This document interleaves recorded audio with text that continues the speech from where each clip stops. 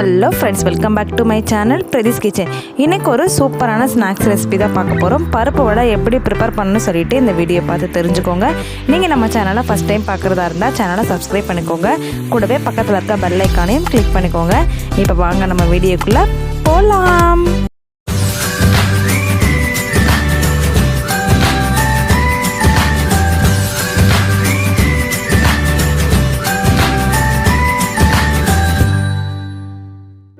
Hi friends, first பருப்பு வடை prepare பண்ணுறதுக்கு நான் வந்துட்டு இன்றைக்கி கடலைப்பருப்பு எடுத்திருக்கேன். நீங்கள் இதில் பார்த்தீங்கன்னா ஒரு கப் அளவுக்கு நான் கடலைப்பருப்பு எடுத்திருக்கேன்.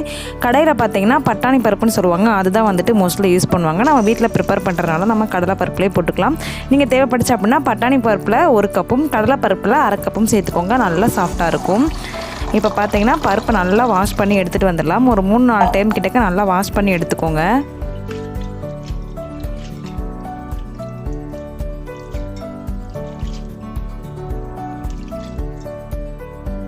இப்போ பார்த்தீங்கன்னா ஒரு 4 டைம் கிட்டக்க நல்லா வாஷ் பண்ணி எடுத்துகிட்டு இப்போ தேவையான அளவுக்கு தண்ணி ஊற்றிட்டு ஒரு 4லேருந்து 5 மணி நேரத்துக்கிட்டக்க நல்லா ஊற வச்சு எடுத்துக்கலாம். எவ்வளோ நேரம் நம்ம ஊற வைக்கிறத பொறுத்து தான் வடை பார்த்தீங்கன்னா நல்லா சாஃப்ட்னஸாக இருக்கும். ஸோ வந்துட்டு ஒரு 5 மணி நேரத்துக்கிட்டக்க நல்லாவே ஊற வச்சு எடுத்துக்கோங்க. இது ஒரு பக்கம் ஊறிக்கிட்டு இருக்கட்டும். இப்போ நம்ம அரைக்கிறதுக்கு தேவையான பொருள் எல்லாத்தையுமே பார்த்துடலாம். இப்போ இன்றைக்கி நான் பருப்பு வடைக்கு வந்துட்டு நான் அரைச்சி தான் சேர்க்க போகிறேன். இதில் பார்த்தீங்கன்னா ஒரு 10-15 சின்ன வெங்காயம் எடுத்திருக்கேன். இது கூடவே ஒரு துண்டு அளவுக்கு இஞ்சி எடுத்திருக்கேன். ஒரே ஒரு பச்சை மிளகாவும் 3 வரமிளகாவும் கொஞ்சமாக கருவேப்பிலையும் கொத்தமல்லியும் எடுத்திருக்கேன். இப்போ பார்த்தீங்கன்னா நம்ம இதை தட்டியும் சேர்த்துக்கலாம். மிக்ஸி ஜாரில் போட்டு ஒன்றும் பாதியமாக அரைச்சும் எடுத்துக்கலாம். நீங்கள் வெங்காயத்தை வந்துட்டு அப்படியே குட்டி குட்டியாக கட் பண்ணி போடுறதா இருந்தாலும் போட்டுக்கோங்க, உங்களோட ஆப்ஷனல் தான். பட் இந்த மாதிரி செஞ்சீங்க அப்படின்னா குழந்தைங்களும் நல்லா சாப்பிடுவாங்க. இப்போ நான் மிக்சியில் வந்துட்டு நான் பல்ஸ் மோடு மட்டும் போட்டு எடுத்துக்க போகிறேன். ஸோ சின்ன வெங்காயத்தையும் சேர்த்தாச்சு. இது கூட ஒரு துண்டு அளவுக்கு இஞ்சி சேர்த்துக்கலாம். நீங்கள் தேவைப்பட்டுச்சு அப்படின்னா ஒரு பல்லு பூண்டும் இது கூட ஆட் பண்ணிக்கோங்க.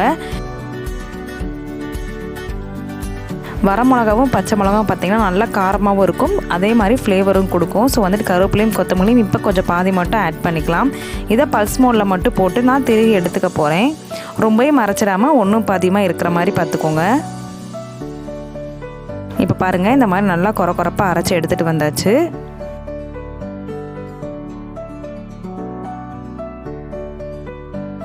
இப்போ பருப்பு பார்த்திங்கன்னா கிட்டத்தட்ட 4 ஹவர் கிட்ட நல்லாவே ஊறிடுச்சு.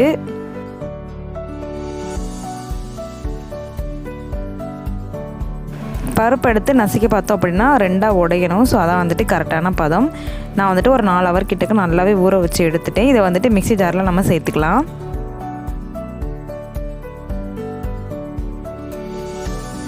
ரொம்பவும் வந்துட்டு நைஸாக அரைச்சிடாமல் கொரப்பாக அரைச்சி எடுத்துக்கோங்க.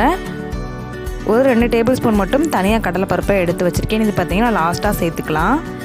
இப்போ பார்த்திங்கன்னா நல்லா கொரப்பாக அரைச்சி எடுத்து வந்தாச்சு. இது வந்துட்டு ஒரு பவுலில் நம்ம சேர்த்துக்கலாம். இது கூடவே நம்ம அரைச்சி வச்சுருந்த வெங்காயம், பூண்டு, பச்சை மிளகா, கருவேப்பிலை, கொத்தமல்லியும் இது கூட ஆட் பண்ணிக்க போகிறோம். இது கூடவே நம்ம எடுத்து வச்ச ஒரு 2 டேபிள் ஸ்பூன் அளவுக்கு கடலைப்பருப்பையும் ஆட் பண்ணிக்கலாம். நீங்கள் வெங்காயத்தை வந்து பொடி பொடியாக கட் பண்ணி சேர்க்குறதா இருந்தாலும் சேர்த்துக்கலாம், உங்களோட ஆப்ஷனல் தான். இப்போ கருவேப்பிலையும் கொத்தமல்லியும் இது கூட ஆட் பண்ணிக்கோங்க.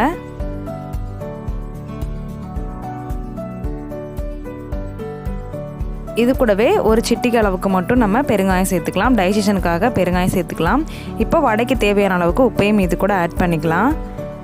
இது கூடவே ஒரு 2 டேபிள் ஸ்பூன் அளவுக்கு அரிசி மாவு சேர்த்துக்கலாம். அரிசி மாவு சேர்த்துட்டிங்க அப்படின்னா வடை நல்லா மொறுமொறுப்பாக இருக்கும். ஸோ வந்துட்டு அரிசி மாவு வந்துட்டு தாராளமாக நீங்கள் சேர்த்துக்கோங்க. அரிசி மாவு சேர்த்ததும் எல்லாத்தையும் ஒருக்கா நல்லா கலந்து விட்டுக்கோங்க. தண்ணி வந்துட்டு ரொம்பவும் சேர்த்துடாமல் வடை பதத்துக்கு நீங்கள் மிக்ஸ் பண்ணி எடுத்துக்கோங்க.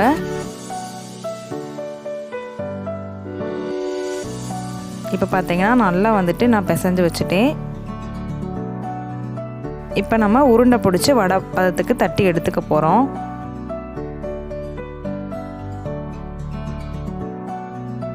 பாருங்கள், இந்த அளவுக்கு வந்துட்டு நம்மளுக்கு உருண்டை பிடிக்க வரணும்.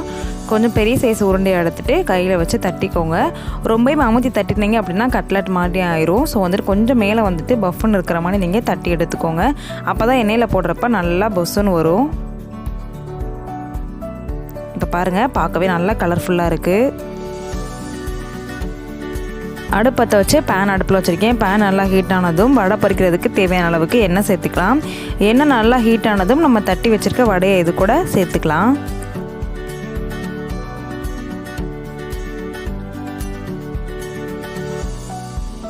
ஃப்ளேம் பார்த்தீங்கன்னா மீடியம் ஃப்ளேம்லேயே வச்சுக்கோங்க. இப்போ கையில் வச்சு நம்ம ஒவ்வொரு வடையாக தட்டி இதில் போட்டுக்க போகிறோம். பாருங்கள், நம்ம கடலைப்பருப்பு லாஸ்ட்டாக சேர்த்தனால சாப்பிட்றப்ப அங்கங்கே கடிபடும். ஸோ சூப்பராக இருக்கும். இதே மாதிரி எல்லா வடையுமே நம்ம போட்டு எடுத்துக்க போகிறோம்.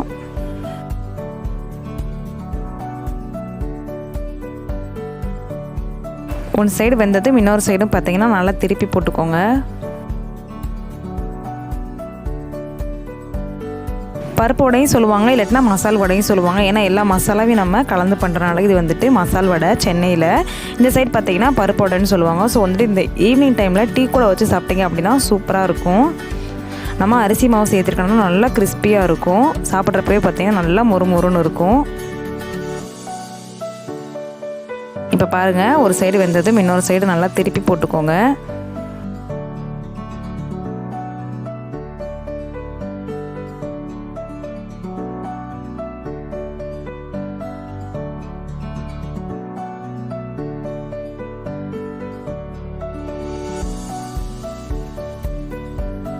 பாருங்கள், சூப்பராக வெந்து வந்துருச்சு. வடையும் பார்த்தீங்கன்னா நல்லா கிறிஸ்பியாக இருந்தது.